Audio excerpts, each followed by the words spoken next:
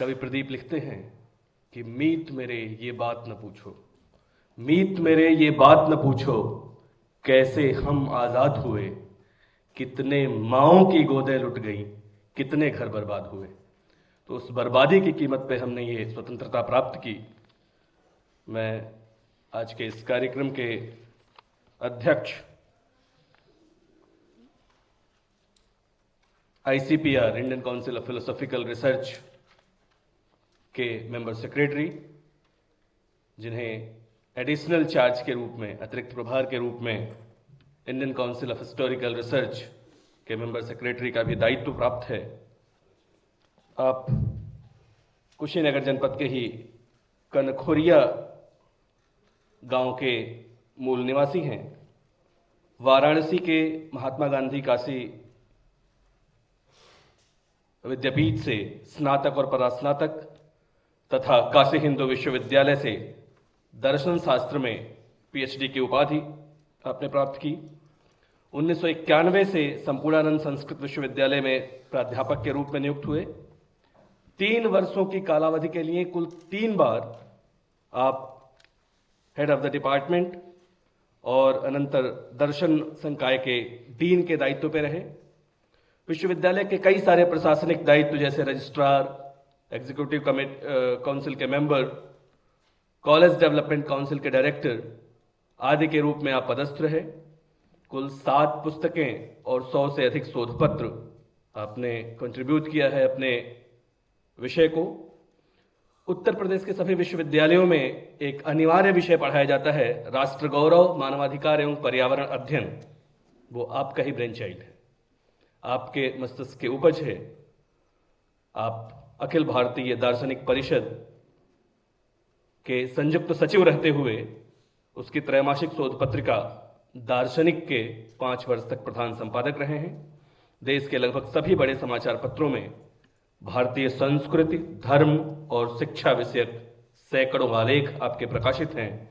Member of committee for establishment of first state university of Sikkim और secretary of आचार्य अभिनव गुप्त millennium year celebration committee. मां भारती के गौरव की पुनर्स्थापना के लिए आप कटिबद्ध हैं। एक भारत श्रेष्ठ भारत के स्वप्न के साथ लगे हुए हैं, अनवरत लगे हुए हैं। मैं इस छोटी सी अभिव्यक्ति के साथ कि इस पथ का उद्देश्य नहीं है श्रांत भवन में टिक रहना, इस पथ का उद्देश्य नहीं है श्रांत भवन में टिक रहना, किंतु पहुंचना उस सीमा तक जिसके आगे राह नहीं। मैं विनीत भाव से अध्यक्षीय उद्बोधन के लिए प्रोफेसर रजनीश कुमार शुक्ल, जो हमारे कुल मुख्य हैं, उनको आमंत्रित करता हूं। परंपरा नहीं है प्रश्न की, इसलिए प्रश्न नहीं, अन्यथा मेरे लिए सुविधा होती और मुझे कम बोलना पड़ता। इस राष्ट्रीय संगोष्ठी के मुख्य वक्ता और यूं कहा जाए कि भारत में इतिहास के पुनर्पाठ और पुनर्लेखन के मुख्य वक्ता आचार्य मित्तल जी। इतिहास सिर्फ समय का लेखन नहीं है, यह एक आंदोलन है, समाज का आंदोलन है। समाज के निर्माण के लिए इतिहास एक आंदोलन के रूप में उभरे, इसके लिए लगातार प्रयत्नशील डॉक्टर बालमुकुंद पांडे जी,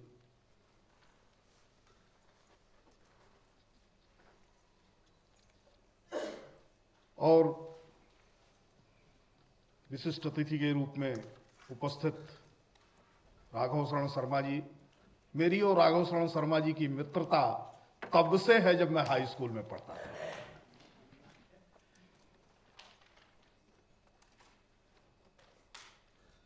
इतिहास पढ़ना इन्होंने 1990 से वास्तव में प्रारंभ किया। उसके पूर्व तो इंजीनियरिंग पढ़ रहे थे, सोशल इंजीनियरिंग भी पढ़ रहे थे और स्ट्रक्चरल इंजीनियरिंग भी पढ़ रहे थे। लेकिन इतिहास पढ़ने और इतिहास को समझने की दृष्टि क्या होनी चाहिए, इसके लिए लेखन का निदर्श प्रस्तुत किया है आपने। ऐसे लोगों के बीच और सामने भी जो स्कॉलर्स की संख्या है और जो उनका इतिहास के क्षेत्र में अध्ययन और शोध है, अध्यापन का अगाध अनुभव है, उसमें मेरे जैसा आदमी जैसे एक्स्ट्रा चार्ज आईसीएचआर का है, वैसे ही इस मंच पर भी मैं एक्स्ट्रा हूं। और जो एक्स्ट्रा होता है, अतिरिक्त होता है, उसको कभी कभी आभूषणों की तरह शोभा के लिए रखा जाता है। उनका कोई न तो प्रयोजन होता है, न तो उपयोग होता है। इस तरह से ऐसे एक अतिरिक्त आभूषण के रूप में जो मुझे समझा जाए, अध्यक्ष का ये जो दायित्व मिला है। हाँ, एक समाज जीवन में काम करने वाले व्यक्ति के रूप में, एक अध्यापक के रूप में और एक दर्शन के विद्यार्थी के रूप में भारत की आजादी के कारक, भारत की आजादी के लिए अनवरत संघर्ष की प्रेरणा देने वाले कारक, उस काल की परिस्थितियां, पूरी दुनिया में पनप रहे विविध प्रकार के राजनैतिक विचार,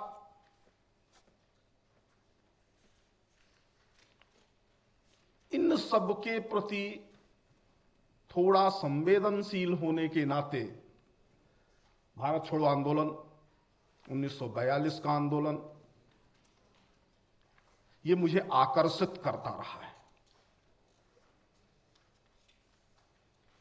क्योंकि ये 1885 से चल रहे सविनय अनुरोध के एक संगठित प्रयास, जो भिन्न भिन्न रूपों में दिखाई देता है, कई कालखंडों में बांटा जा सकता है जिसको, उसके अप्रासंगिक हो जाने का आंदोलन है। कांग्रेस की स्थापना 1885 में होती है। 1885 से लेकर 1905 तक कांग्रेस का एक स्वरूप है। तो 1905 से लेकर के 1917 तक एक कांग्रेस का स्वरूप है। 1917 से लेकर 1921 तक कांग्रेस का एक ट्रांजिशनल फॉर्म है। 1921 से लेकर के 1930 तक कांग्रेस का एक अलग स्वरूप है। 1885 से लेकर 1930 तक जो कांग्रेस का मूवमेंट है, इसे भारत की आजादी के मूवमेंट के रूप में किस रूप में देखना चाहिए, मुझे नहीं लगता। क्योंकि संपूर्णतः आजादी, समग्र स्वतंत्रता, इसकी उद्घोषणा 26 जनवरी 1930 को कांग्रेस ने अपने प्रस्ताव के माध्यम से की। अर्थात दस्तावेजों की बात करें, डॉक्यूमेंट्स की बात करें,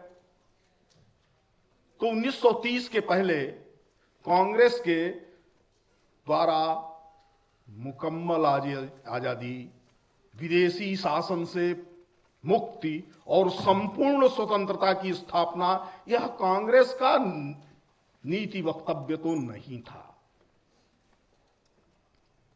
1930 से लेकर के 1942 तक मात्र 12 वर्षों में एक बड़े मूवमेंट के अप्रासंगिक होने वाले कारणों की भी चर्चा करनी पड़ेगी। भारत की आजादी 1947 में जो मिली, 1942 के आंदोलन के प्रभाव में तो है, लेकिन इसका प्रतिफल नहीं है, जिसकी चर्चा आदरणीय मित्तल जी ने की।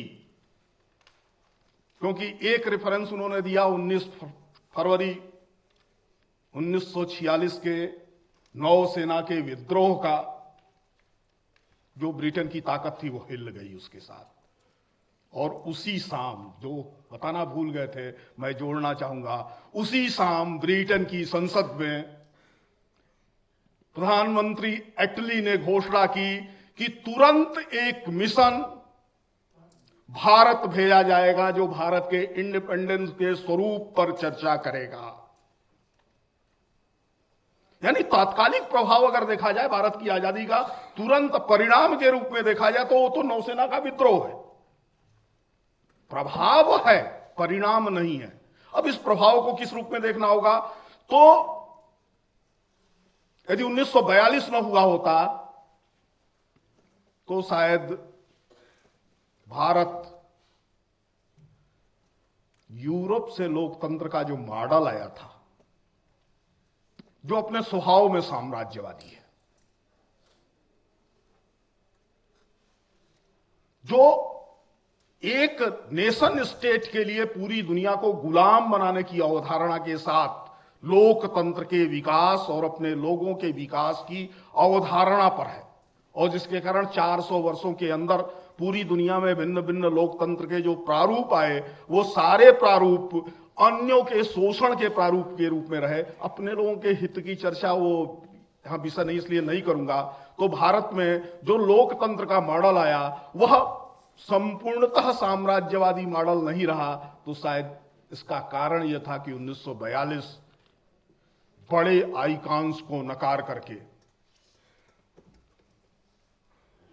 जिन्होंने दम ठोका 1930 से लेकर 1942 तक लगातार भारत की मुकम्मल आजादी का मूवमेंट चला रहे हैं, उन सारे आइकॉन्स को नकारते हुए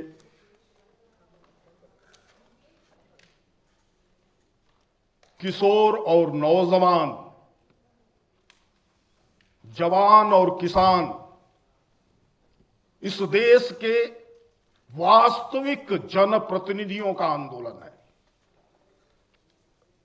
स्वाभाविक था, इतिहास लेखन की जो हमारी परंपरा रही है वो व्यक्ति केंद्रित इतिहास लेखन की परंपरा रही है, स्वाभाविक रूप से, जिसका थोड़ा सा निदर्श राघव शरण जी ने किया भी था। और जब व्यक्ति केंद्रित इतिहास लेखन की परंपरा होती है तो स्वाभाविक तौर पर उसमें कुछ इस प्रकार की कल्पनाएं होती हैं जो हमें अतिरंजित लगती हैं। लेकिन 42 का आंदोलन का इतिहास स्पष्ट रूप से इसलिए सामने नहीं है क्योंकि यह जनता का आंदोलन था। पहली बार पूरे देश में एक साथ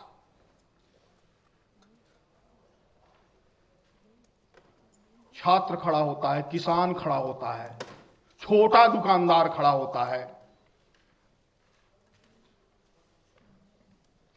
और गांधी लिलिथिको चिट्ठी के संवाद का कोई ध्यान न करते हुए लगातार लड़ता है, अनवरत लड़ता है, और अपने अपने स्थान पर ब्रितानी शासन को अस्वीकार करते हुए स्थानीय स्तर पर सर्वत्र स्वशासन की स्थापना करता है।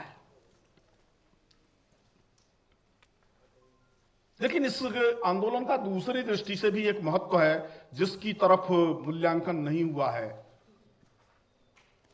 उस ढंग का मूल्यांकन अभी जब मिस्र में और मिस्र से लगे हुए सीरिया इत्यादि देशों में तमाम सत्ता परिवर्तन होने लगा था, तो कम्युनिकेशन के को लेकर के किस प्रकार से संप्रेषण हुआ जनता में, इसको लेकर के बड़ी चर्चा है। लेकिन 1942 का आंदोलन जनता की इच्छा का, लोकमन का संप्रेषण किस प्रकार से करता है, इस पर चर्चा नहीं हुई कि आखिर ये कौन से कारण है कि 10 दिनों के अंदर नेतृत्व के न होने के बाद, संचार माध्यमों पर सरकारी नियंत्रण के होने के बावजूद पूरे देश में आंदोलन खड़ा होता है। एक दूसरी भी बात कहूंगा, इस दृष्टि से शायद उसका मूल्यांकन नहीं किया गया है। 42 के आंदोलन का मूल्यांकन इस दृष्टि से भी किया जाएगा कि गांधी से अलग इस देश में 1835 के बाद, 1840 कह सकते हैं, राम सिंह के नेतृत्व में स्वराज्य का, स्वतंत्रता का, बहिष्कार का, स्वदेशी व्यवस्थाओं को खड़ा करना और विदेशी व्यवस्थाओं को नष्ट करने का एक मूवमेंट 1860 तक जो चलता है, जो न्यायालयों के बहिष्कार की बात करता है, जो स्कूलों के बहिष्कार की बात करता है, जो अंग्रेजी भाषा के बहिष्कार की बात करता है, 42 पूरे देश में उस प्रकार के विचार की स्थापना का आंदोलन है। ये 1909 में लिखी गांधी के हिंद स्वराज्य के आधार पर नहीं है, क्योंकि गांधी तो खुद 1939 में साफ शब्दों में कहते हैं हिंद स्वराज्य की किसी भी पंक्ति का मैं पालन करा सका हूं अपने लोगों से, ऐसा नहीं है। तो यह इस देश में विविध मत पंथों के संतों के द्वारा जनता के बीच लोकगीत गाने वालों के द्वारा स्कूल कॉलेजों में पढ़ रहा विद्यार्थी जो समर्थ, स्वाभिमानी, स्वावलंबी जीवन जीने का सपना देख रहा था, जिसकी प्रेरणाएं कहीं सीवी रमन थे, तो जिसकी प्रेरणा कहीं डॉक्टर रे थे। इस प्रकार से स्वदेशी विज्ञान, स्वदेशी तकनीक, स्वदेशी जीवन प्रणाली और स्वदेशी राजनैतिक व्यवस्था की स्थापना कैसे हो सकती है, इस प्रकार का सोच जो कर रहे थे, जिसकी चर्चा राघव शरण जी ने भी की थी कि जो प्रिवेलिंग 3 आइडियाज थी, communist movement, socialist movement and centre to left and centre to right, जो भी जरूरी पड़े, जिस समय जो उपयोगी पड़े, उसको स्वीकार करने वाली कांग्रेस तीनों की तीनों विचारधाराओं का मूल भारत की परंपरा से बाहर कहीं और था। उसको अपदस्थ करते हुए, उसको नकारते हुए, भारत की मूल परंपरा में स्वराज्य को लेकर के जो संघर्ष खड़ा हुआ था और स्वराज्य सिद्धि के लिए सभी प्रकार के उपकरणों को स्वीकार करते हुए स्वराज्य प्राप्त करना है, स्वतंत्रता प्राप्त करनी है, इसकी स्थापना का जन आंदोलन इस रूप में भारत छोड़ो आंदोलन को देखना अभी शेष है। अभी भी इसे हम कांग्रेस की छाया से, इसे बड़े व्यक्तित्वों की छाया से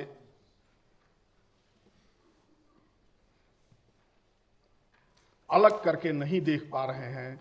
इसलिए हमें लगता है कि 42 का आंदोलन आजादी का परिणाम भारत की आजादी है। भारत की आजादी अगर 42 के आंदोलन का परिणाम है तो टूटी आजादी, खंडित आजादी, लाखों लोगों का मारा जाना, देश के संसाधनों का दोहन हो सके इस प्रकार की व्यवस्था के साथ अंतरण,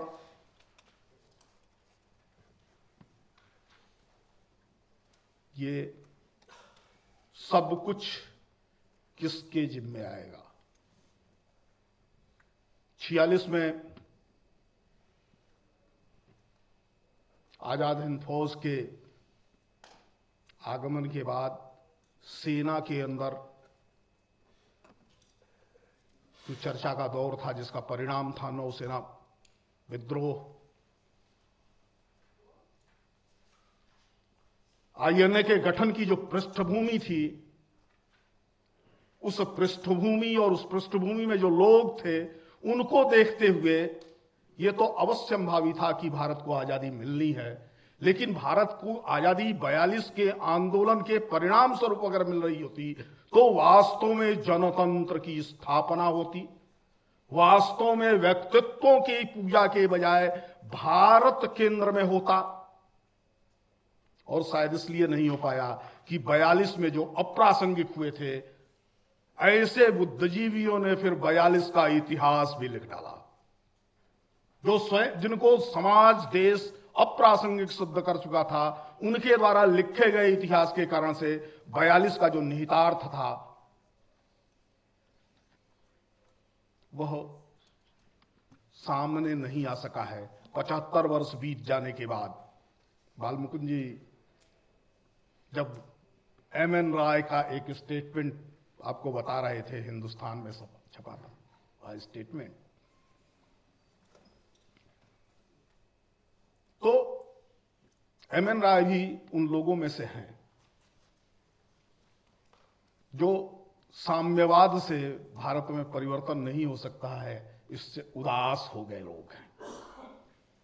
भारत का पहला कम्युनिस्ट, भारत की आजादी कम्युनिज्म के माध्यम से नहीं आ सकती है, क्योंकि उसने देखा कम्युनिस्ट पार्टी का वास्तविक रोल क्या है। तो वो ये भी देख रहा था कि कांग्रेस से भी नहीं आ सकती है, कांग्रेस को भी अपदस्थ होना पड़ेगा, कम्युनिस्ट पार्टी को भी अपदस्थ होना पड़ेगा, और कम्युनिज्म को रोकने के उपकरण के तौर पर जो सोशलिज्म की अवधारणा है, उसको भी इसकी मूल धारा से हटना पड़ेगा। तब जाकर के भारत का स्वत्व उभर करके सामने आएगा। जैसा मित्तल साहब ने अंत में कहा कि यह वस्तुतः भारत में विद्यार्थियों के द्वारा, नौजवानों के द्वारा, किसानों के द्वारा बिना किसी व्यक्तित्व को सामने रखे हुए, बिना किसी स्थायी संगठनात्मक ढांचे को रखते हुए, सिर्फ भारत की आजादी को लक्ष्य सामने रख करके एक दूसरे की हृदय भाव, मनोभाव को पढ़ते हुए संपूर्ण भारत में एक साथ लंबे समय तक अंग्रेजी शासन को शासन व्यवस्था से दूर करके उन्हें असहाय सिद्ध करने वाले आंदोलन के रूप में मूल्यांकित किया जाना शेष है। मुझे लगता है यह संगोष्ठी इस दृष्टि से जब 75 वर्ष पूरे हो गए हैं, इसमें चर्चा करके कुछ आगे करेगी। इस निवेदन के साथ मैं अपनी बात को समाप्त करता हूं। एक इतिहास के बाहर का विद्यार्थी, इतिहास से बाहर का व्यक्ति किस प्रकार से देख रहा है, मैंने आप इतिहासकारों को यह बताने,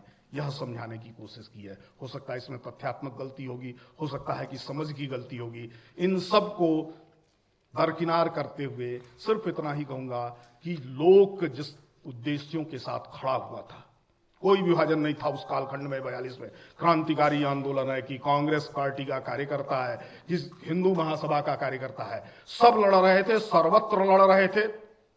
और किस प्रकार से लड़ रहे थे, इसके एक उदाहरण के साथ बात को खत्म करूंगा। बलिया के आंदोलन की चर्चा हम सारे लोगों को मालूम है, लेकिन आजकल गाजीपुर का एक तहसील हेडक्वार्टर है, बलिया के बगल का जिला बनारस और बलिया के बीच का जिला मोहम्मदाबाद, वहां पर थाने पर तिरंगा फहराने के लिए 1942 में एक ही परिवार के 7 लोग क्रम से गोली खाते हैं और 5 मरणासन्न स्थिति में अस्पताल में भर्ती होते हैं। ये प्रेरणा किसी भी संगठन के संगठनात्मक ढांचे से नहीं आ सकती है। ये किसी भी कार्य समिति के निर्णय से नहीं आ सकती है। यह तब आती है जब जन यह स्वीकार कर लेता है कि इस भूमि के लिए, इस धरती के लिए, इस धरती के अपने लोगों के लिए उनको गुलामी से, उनको यातना से, उनको दासता से मुक्त करा करके उनको स्वाभिमान युक्त जीवन देना है, उन्हें समृद्धि की ओर ले जाना है, उन्हें स्वाभिमान की ओर ले जाना है, उन्हें स्वराज्य से संपन्न करना है। तो ये जो स्वराज्य की दृष्टि थी, स्वाभिमान की दृष्टि थी, भारतीयता के जागरण की दृष्टि थी, उसके निदर्श के रूप में यदि 1942 के आंदोलन को देखेंगे तो इसके परिणाम इस देश को क्या प्राप्त हुए हैं, इसका सही मूल्यांकन हो सकेगा। इन्हीं शब्दों के साथ मैं अपनी बात को समाप्त करूं।